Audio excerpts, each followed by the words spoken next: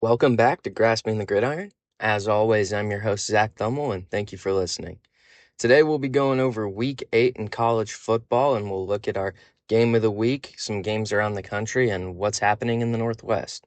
Getting into our game of the week here, we've got number 5 and 6-0 Ole Miss at number 9 and 5-1 Georgia. This game's in Athens, and the Bulldogs are 10.5-point favorites in this one, but it's going to be interesting to see because Ole Miss brings one of the most explosive offenses in the country.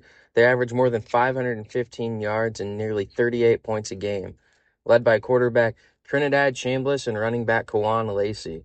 This Ole Miss team barely beat Washington State last week, 24-21. But you saw in that game, if you watched it, Kawan Lacey was phenomenal. So I really think what hinges on this game for Ole Miss is their ability to run the ball. If they can run the ball with Kawan Lacey, I think they'll be in this game, if not win this game.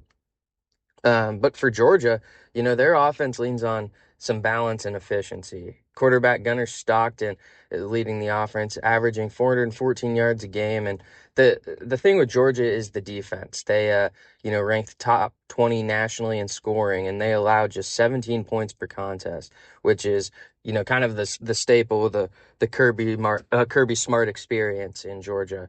The Bulldogs' red zone defense and their time of possession just all around really could prove to be the edge against Ole Miss.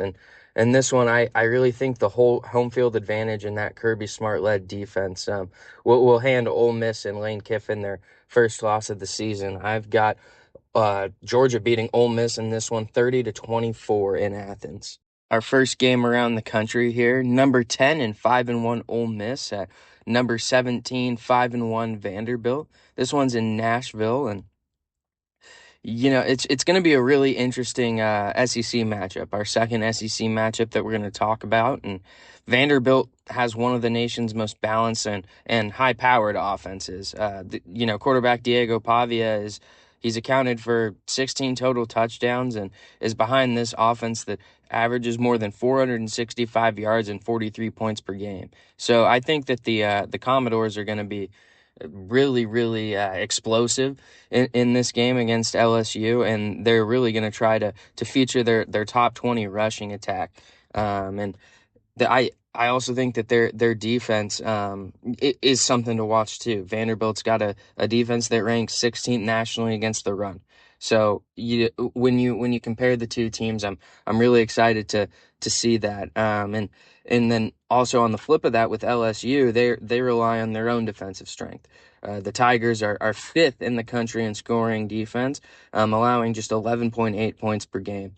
And quarterback Garrett Nussmeier has been leading the offense, and they're still sort of searching for a rhythm. There have been some question marks offensively, and that's where I like Vanderbilt in this one because of the just their offensive consistency. And while they both have good defenses, and LSU has the better defense on paper, Vanderbilt has the best of both worlds, so to speak. They have a solid offense and a solid defense. This one's going to carry major implications in the SEC race, and I think the Commodores and Diego Pavia come out with this one, and I think Pavia takes the game into his hands behind this home field advantage. I've got Vandy taking this one 34-28 in Nashville. Our next matchup is number 11 Tennessee at number 6 Alabama. Tennessee's 5-1 and Alabama's 5-1 as well. This one's going to be in Tuscaloosa, and what I really like about this one is quarterback Ty Simpson and Alabama's efficiency.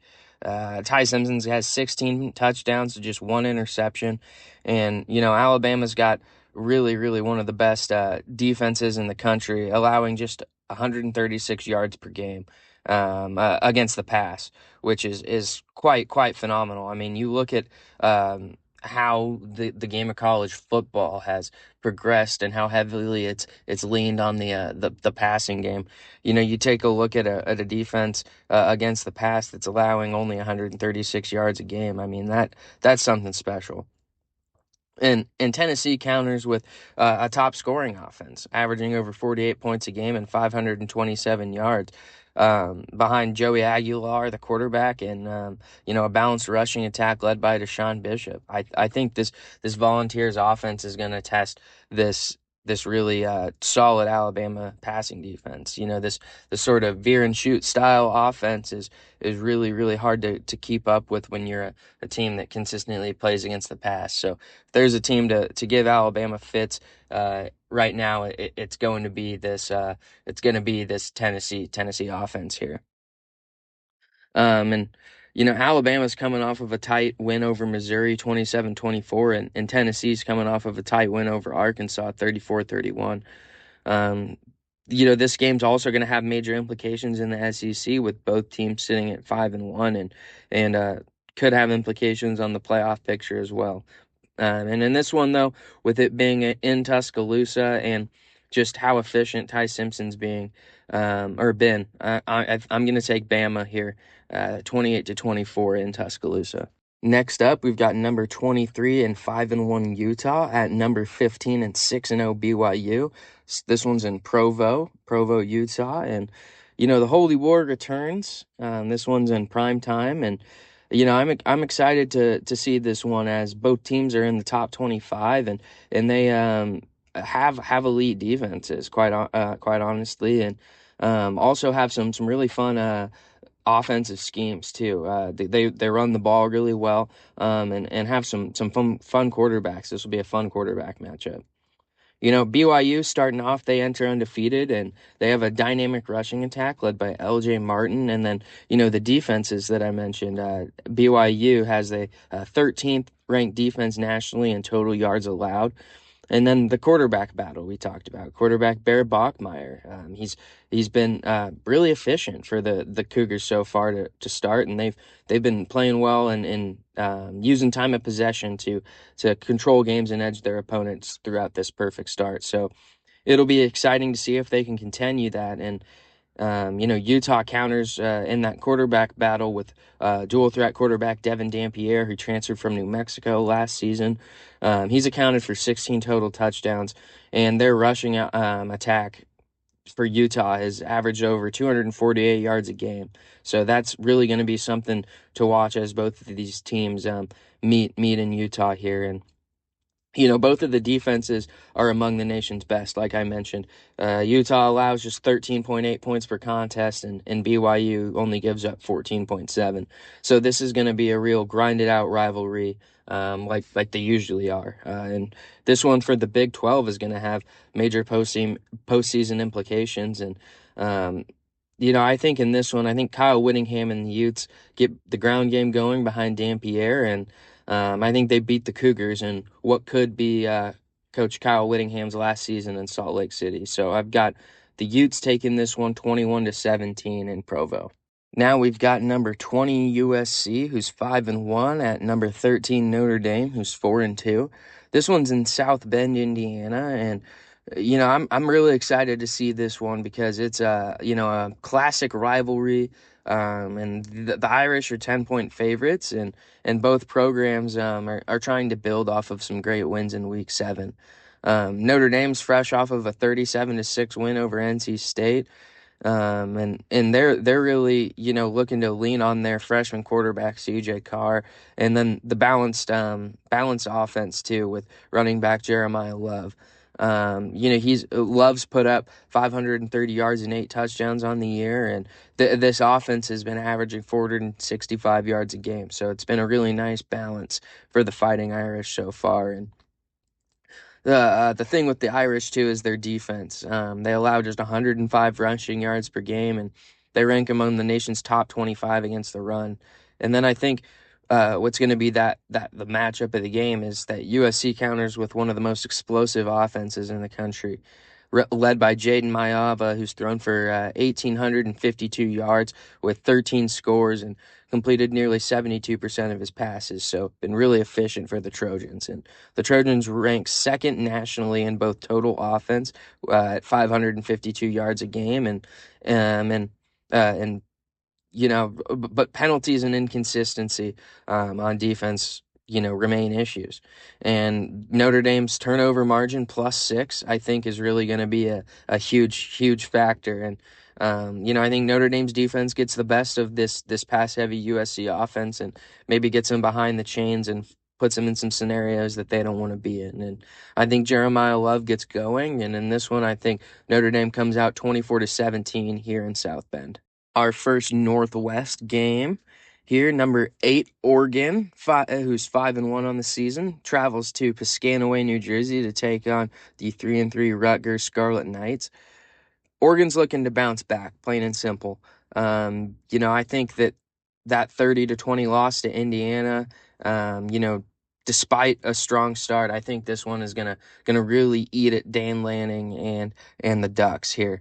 Dante Moore's thrown for 1,396 yards, 15 touchdowns, completed 72% of his passes, and the offense has been averaging 42.2 points per game. And when you look at Rutgers, they're on the tail end of things. They're trying to regroup after a loss to Washington. Quarterback Ethan Calic-Manis leads the Knights in an air raid, high, passing, high volume of passing attack with 1,785 yards and 11 touchdowns. And Antoine Raymond, the running back, has added 560 yards and 9 scores on the ground to complement that. And the matchup features really a strength against strength here. Oregon's top 5 pass defense faces this Rutgers offense that ranks 13th nationally through the air, and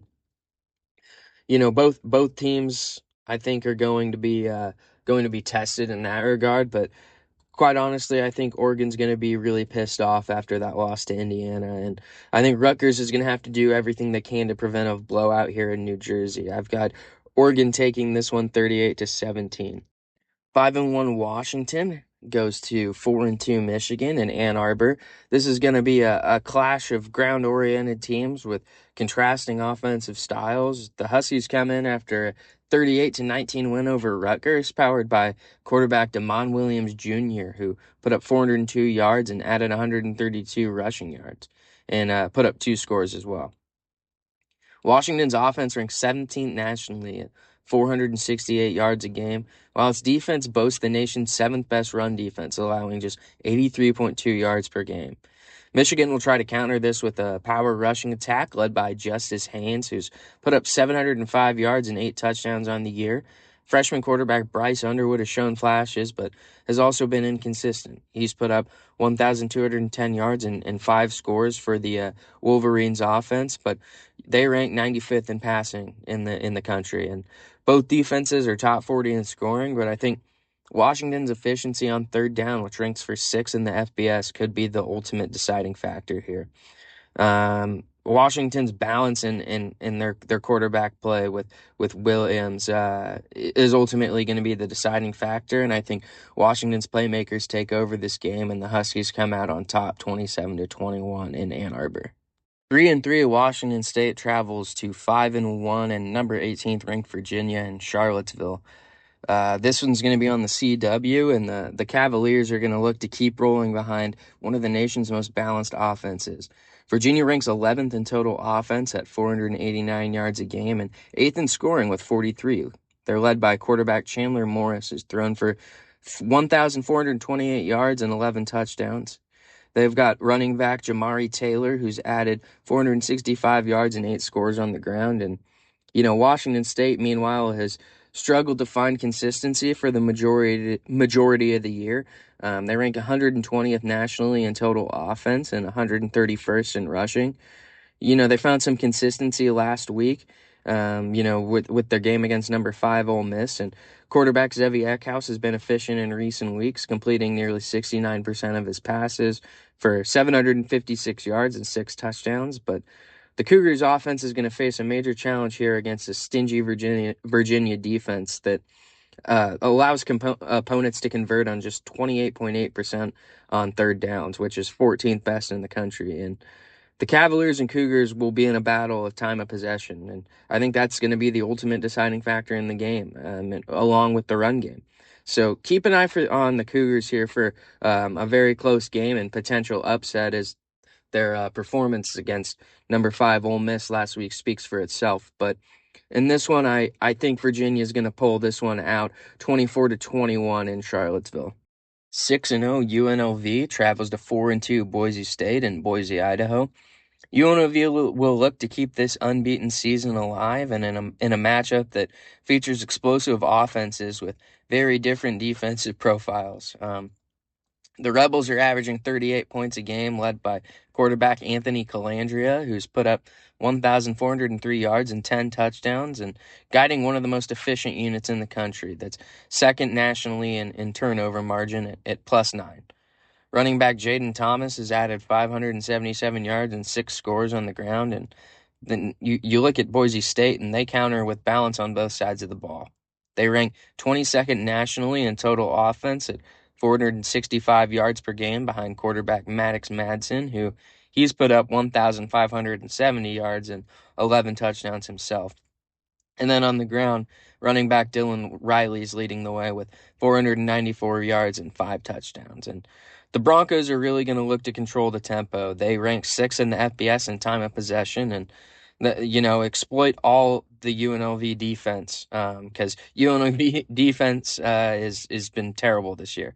They've allowed 445 yards per game, and both teams are prone to penalties. But I think also worth note is that they're capable of big plays, so those could potentially offset in this matchup. It could easily be a high scoring shootout in the Mountain West that we are typically seeing here in these later games. But I think Boise State's run game and play action will take control, and then you look at the home field advantage. I think Boise State comes out with this one 31-28 in Boise. And our last game of the week here, 5-2 FCS Lafayette travels to 0-7 Oregon State in Corvallis. And, this is going to be a fun matchup for Oregon State. I think they can finally get their first win here, but the Leopards of Lafayette enter at 5-2, led by quarterback Dean DeNoble. He's thrown for 1,587 yards and 11 touchdowns with 4 interceptions, and he's completing nearly 69% of his passes, so he's been an efficient FCS quarterback. Running back Kente Edwards has been a force on the ground. He's tallied 585 yards and 10 touchdowns on 71 carries, while Carson Persing leads the team with 447 yards on 34 catches. You flip the script and you look at the Beavers. Meanwhile, they've really, really had a difficult year. Their coach Trent Bray was just fired this last week, and they've struggled with Malik Murphy under center, who's thrown 9 touchdowns to 8 interceptions. He has thrown for 1,600 yards, but I think when you look at the 9 touchdowns and 8 interceptions and 0-7 record, fans really don't care about those yards. Anthony Hakerson leads Oregon State's backfield with 467 rushing yards. And then, in all of this mess, Trent Walker's been a bright spot in the passing game. He's hauled in 45 catches for 595 yards. And then looking defensively, I think, the Oregon State linebacker Dexter Foster, who has a team-high 52 tackles, is going to be a deciding factor in this one for Oregon State, who's, got a new-look team coaching staff-wise.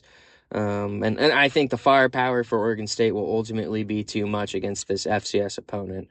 I think Oregon State takes this one 28-10 and gets their first win of the year at home in Corvallis.